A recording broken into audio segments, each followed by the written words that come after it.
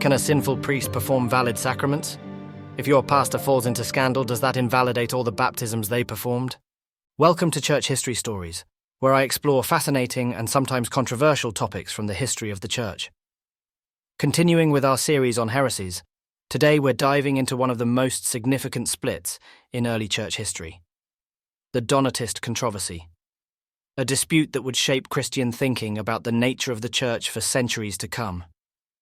Imagine living in North Africa around the year 300 AD. The Roman Empire, which had been brutally persecuting Christians for decades, suddenly demands that all churches hand over their sacred books to be burned. As a church leader, you face an impossible choice: surrender the scriptures or face execution. What would you do? This wasn't a hypothetical scenario. It was a real crisis that triggered one of the most important debates in Christian history, one that would eventually involve saints, emperors, and even shape how we think about church and state relations today. The controversy began in Carthage, a major city in what is now Tunisia. After Constantine ended the persecutions in 313 AD, the Christian community needed a new bishop. They chose a man named Cecilian, but there was an immediate complication. One of the bishops who consecrated him was accused of being a traditor, someone who had handed over sacred books during the persecution. The word traditor comes from the same root as traitor and tradition, suggesting a person who delivers something to another's hands. In that context, it was an incredibly serious accusation. If a bishop participated in the surrender of holy scriptures to pagan authorities, many believers felt he forfeited any claim to genuine Christian leadership. A significant group of Christians concluded that Cecilian's consecration was therefore invalid. Their stance stemmed from the belief that a bishop who had blatantly compromised the faith, especially in such a grave way, could not ordain another bishop. Even rumors that the traditor bishop had tricked the Roman officials by handing over non-sacred documents were not enough to dispel the suspicion. For those believers, the principle was clear: a major sin by a church leader damaged the foundation of any sacrament he performed, rendering Cecilian's appointment void. The dissidents who held to this view rallied around Donatus the Great, and the resulting faction became known as the Donatists. Donatus argued for a church of absolute purity, free from those who had buckled under persecution. He insisted that any sacrament performed by an unfaithful or unworthy minister was invalid. This conviction had profound consequences for everyday church life. If someone was baptized by a bishop later judged sinful, was that person truly baptized, or did it need to be done again? The stakes felt enormous, shaking congregations already weakened by years of persecution. Yet the dispute went beyond the moral failings of individual bishops. It also exposed cultural and political tensions in Roman North Africa. The region had long been a mosaic of different groups: the indigenous Berbers, the Punic-speaking descendants of ancient Phoenician settlers, and the more recent Roman colonizers. North Africa was crucial to Rome's economy, providing grain and olive oil, often produced on large estates owned by Roman elites. The mainstream church hierarchy, typically aligned with those Roman power structures, used Latin in its worship. Meanwhile, Donatist communities often preached in local Berber dialects and appealed to those resentful of colonial power. In this context, the Donatist stance proved compelling not just as an abstract theological argument, but as a form of cultural and political resistance. Into this charged setting stepped Augustine of Hippo, one of the most influential theologians in Christian history. Although Augustine's own bishopric in Hippo Regius wasn't the most prominent post, his intellectual and spiritual depth made him an effective counterweight to Donatist teaching. Over time, he articulated three principal arguments that would become enduring landmarks in Christian thought. First, Augustine emphasized that the validity of the sacraments depends on Christ, not on the moral standing of the officiant, and therefore the sacrament's power derives from Christ's holiness, not the bishop's. So even if a priest or bishop has personal sins, that failing does not negate the sacrament. So baptisms and ordinations performed by someone with moral lapses remain fully valid, as long as they're done in Christ's name. Second, Augustine introduced a critical distinction between the visible and the invisible church. He pointed out that the church here on earth inevitably includes both saints and sinners, and that we as human beings cannot reliably separate them in every instance. Only God perceives the invisible church, those whose hearts are truly faithful.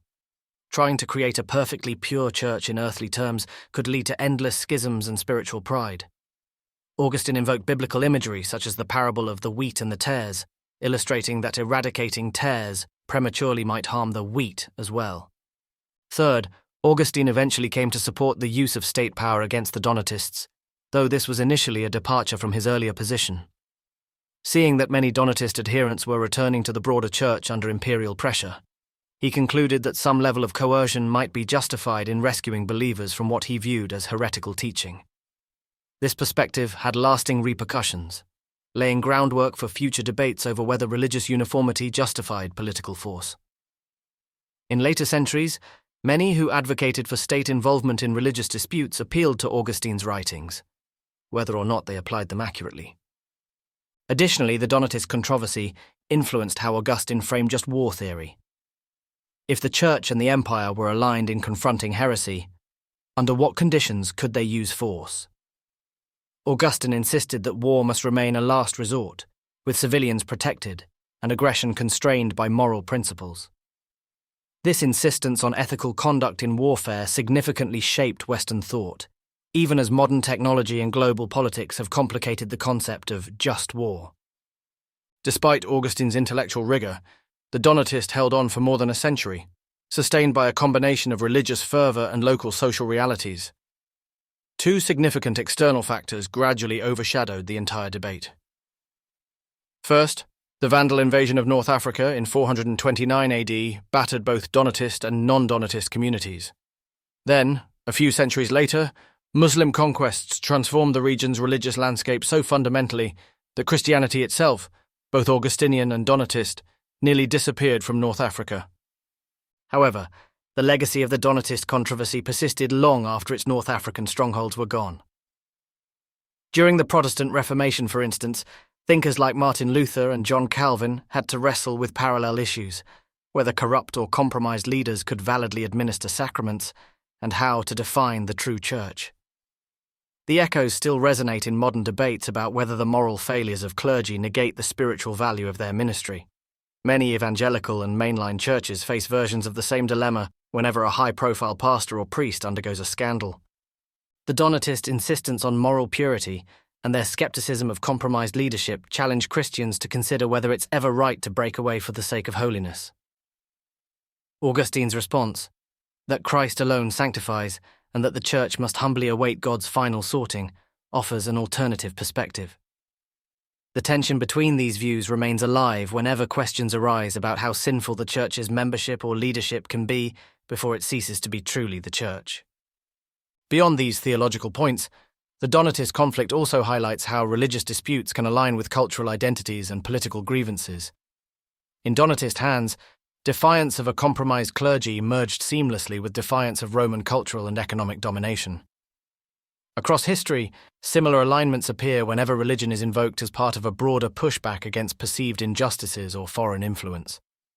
It's a potent reminder that faith can function both as a personal commitment and as a banner of collective identity. Ultimately, the Donatist controversy poses enduring questions.